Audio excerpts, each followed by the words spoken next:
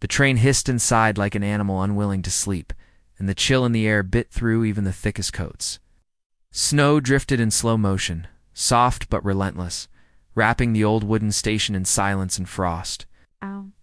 It was the kind of morning that made people stay in bed, but Colt Maddox was not most people. Towering, broad-shouldered, and built like the kind of man who could haul an ox cart uphill without breaking a sweat. Colt stood on the platform like a monument carved from the frontier itself. His shirt hung from the saddle horn of his horse, left by the post where he'd tied it up in his haste. Scars crossed his chest like forgotten paths, and his eyes, steel blue and sharp, scanned the morning fog with the intensity of a predator. The revolver in his right hand wasn't shaking. It's nothing about Colt Maddox ever shook. Not since the war. Not since the fire. It's not since the day he swore he'd never trust another soul outside the ranch. But then he saw her, and everything shifted. She sat alone on the frosted bench like a vision from another world. A Comanche woman, proud and perfectly still, wrapped in a fringed orange dress that glowed like flame against the gray snow. Her long black hair was braided tight, adorned with beads and feathers, and her eyes dark, unreadable, but fierce. Met his like she'd been waiting for him. Colt didn't believe in fate, believed in cattle, fences, the sweat of the back, and the truth of a loaded gun. But something about her held him in place. She didn't flinch, didn't blink. She just sat there like a queen without a throne. "You're not supposed to be here," he said, his voice low, thunder wrapped in velvet. She didn't answer, just turned her head a little, eyes narrowing like a wildcat gauging the distance to its prey. "I asked a question." Colt stepped closer, his boots crunching on the frozen wood. "There ain't another train till Monday, and even then, it don't stop long. Where's your people?" She tilted her head slightly. "Dead," she said, voice quiet and steady. That one word stopped Colt in his tracks. He wasn't sure why it hit so hard. Maybe it was the way she said it, like it wasn't tragic. Just final, like she'd buried the past and didn't plan to explain it. "Got a name?" he asked. She hesitated. "Tiva, Tiva," he repeated, tasting the name like it was a challenge. "What tribe?" "Comanche." She watched, his face like a hawk. "That a problem?" He gave a half shrug. "Only if you came to scalp my cattle." Her eyes flickered, just enough to register the joke. "I don't scalp cattle," she said. "Only men who ask stupid questions." That made Colt smile. Just a flicker. Nothing anyone could prove in court. He hadn't smiled in weeks. Maybe months. "Well, you're in luck then. I'm fresh out of stupid today." Silence stretched between them, sharp and thin. "You got anywhere to go?" he asked.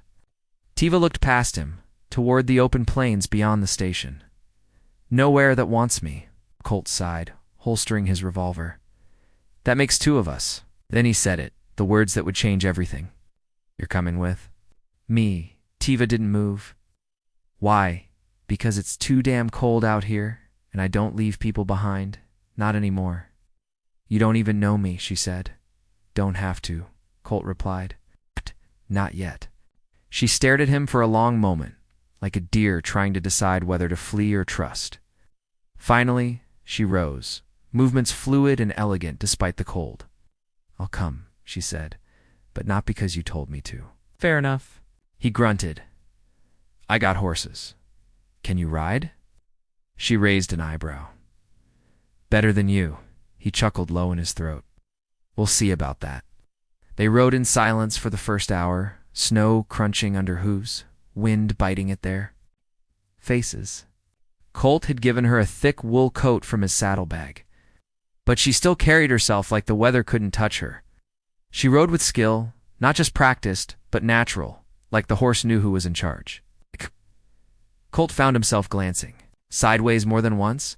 He'd expected a burden, someone broken by grief or hardship. But Tiva didn't bend, didn't beg, didn't explain. She just rode. By the time the ranch house came into view, nestled between two hills like a secret Colt had already made a decision he couldn't take back. He wanted her there, not out of pity, and not out of some misguided code of honor. He wanted her because she was different. Ow. Because she carried pain without letting it break her. Because in a world full of liars, thieves, and cowards. She met him with steady eyes and didn't ask for a damn thing. As they approached the porch, the wind kicked up a swirl of snow around them. Colt dismounted and offered her a hand, which she ignored and jumped down on her own. "You got family inside?" she asked. "Used to," he said. "Now it's just me and the ghosts." She didn't flinch. "I don't mind ghosts." He unlocked the door and pushed it open. Warm air rolled out, filled with the scent of wood smoke and leather. Tiva stepped inside, her eyes scanning every corner. Colt watched her take in the mounted rifles, the old photographs, the worn rocking chair by the fire. "Nice place," she said. "Too big for one man, too quiet too," Colt muttered. He poured her a cup of coffee and handed it over. Without ceremony, she took it, drank without asking what was in it. Trust, or maybe indifference. "Hard to say what now?" she asked. He looked at her. Really looked. And for the first time in a long time, Colt Maddox didn't have an answer. "We'll figure it out," he said. "One day at a time." That night, as the snow piled up outside and the fire crackled low, Colt sat in the rocking chair while Tiva rested on the bearskin rug near the hearth. They didn't speak. They didn't have to. Something had started, something fierce and quiet, like the first crack of ice before a thaw, and neither of them knew just how far it would go or what it would cost.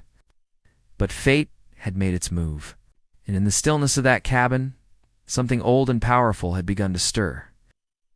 And to all of you watching this tale unfold, if you're caught in the spell of the Wild West, of fierce women and harder men, then saddle up and hit that subscribe button.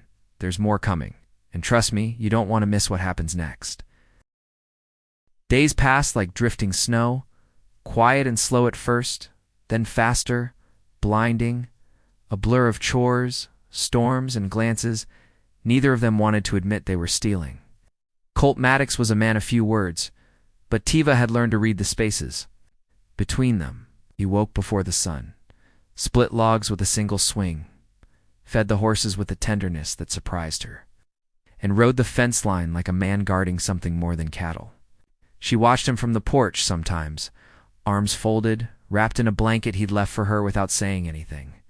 He was a force, not just strong, but steady, like the land itself. But under that carved jaw calm, she could feel something. Restless. Something broken. She recognized it because it matched the same thing inside her. Tiva didn't ask questions about his past. She knew it was there in the way he paused when he passed the locked upstairs room, the way his jaw tensed at the sound of train whistles echoing down the valley. He didn't ask about hers either, though his eyes often lingered on the scar along her collarbone when she thought he wasn't looking. They had both seen blood, buried people, survived things that most folks wouldn't speak of, and maybe that's why they never needed to explain themselves. Out here, with the wind as their witness, silence spoke louder than memory. One morning, after the fourth heavy snow, Colt returned from town with supplies. Tiva had taken to baking strange, maybe, for a Comanche woman who had grown up on the plains with fire and iron, but she liked the way the heat filled the cabin. Colt stomped in, snow trailing from his boots, arms full of feed and salt blocks, but he froze when he saw her. She was standing at the stove, apron tied clumsily over her dress, flour smudged on her cheek. She turned, caught him staring, and arched one brow. "Never seen a woman bake before?" He grunted. "Not one that nearly scalped me 2 weeks ago." "You still sore about that?" she teased. "You told a stupid joke, and you promised not to scalp me unless I asked." "Another one." "Well," she said, smiling slightly, "you came close." Something shifted in the air between them, not just warmth, not just comfort. Tiva set the bread on the table, steam rising between them, and for the first time, Colt sat close. Close enough to smell the cedar in her hair. He reached for the knife but hesitated. "I ain't good at this," he muttered. "At eating bread?" she asked, amused. "At ... this." He gestured vaguely. "Right. Talking people." She nodded. "Me neither." He looked at her, really looked. "Why'd you come with me that day?" "I didn't," she said. "You didn't give me a choice." "You could have said no." "No," she said softly. "I couldn't." You walked up like thunder and said, "You're coming with me." And for the first time since my tribe was killed, someone looked at me like I wasn't a ghost. He swallowed hard. You're not a ghost. Neither are you. They sat in that fragile quiet for a moment. Then Colt stood. I want to show you something. He led her out to the barn, where the horses stirred in the straw. But it wasn't.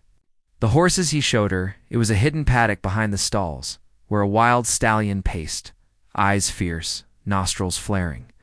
Jet black with a white star on its forehead. Name's Devil's Echo, Colt said. No one's ridden him. Not in 5 years. Tiva stepped closer.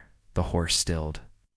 He's not a devil, she said. Colt watched, stunned, as the animal let her approach. She touched its mane, whispering in Comanche.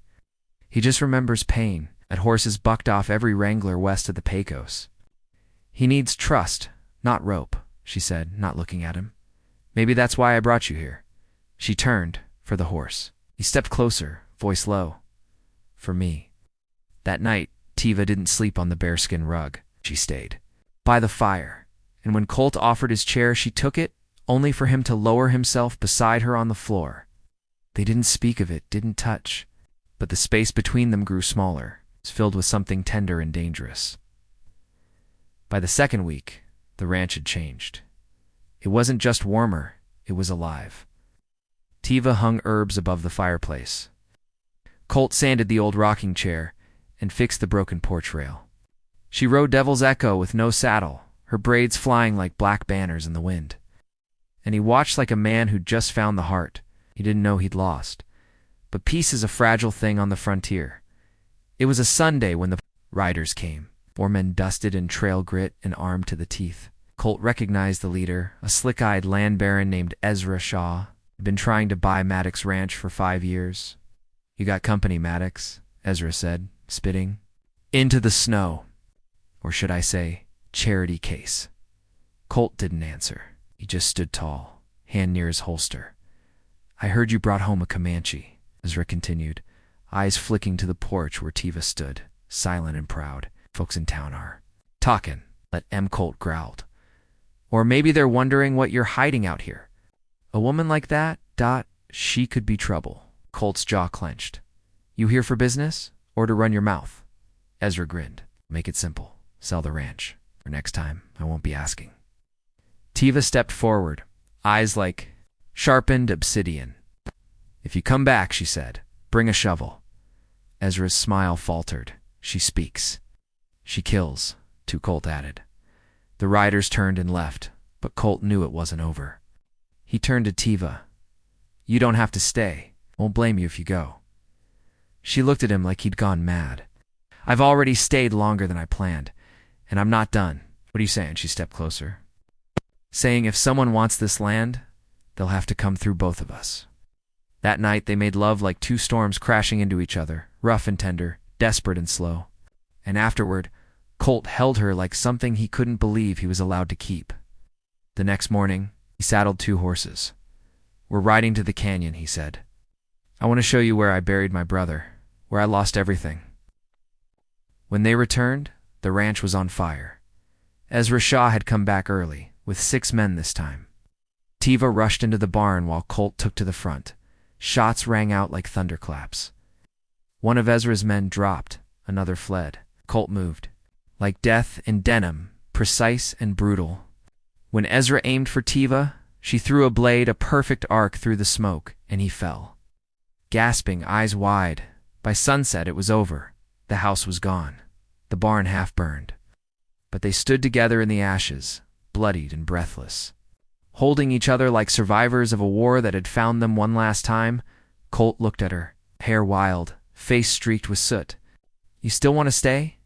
She nodded. Wherever you are. They rebuilt by spring, the ranch stood stronger than before. Devil's Echo became the lead stallion. And the townsfolk stopped whispering because they knew the truth. You don't challenge the man who faced death to protect what he loved. And you sure as hell don't cross the Comanche woman who rode beside him. So if you made it this far, your heart's racing like ours, go ahead hit that subscribe button, because this is just one tale out of the wild and the frontiers. Full of stories that'll make you believe in love, grit, and fire beneath the ice. More are coming, and you're coming with us?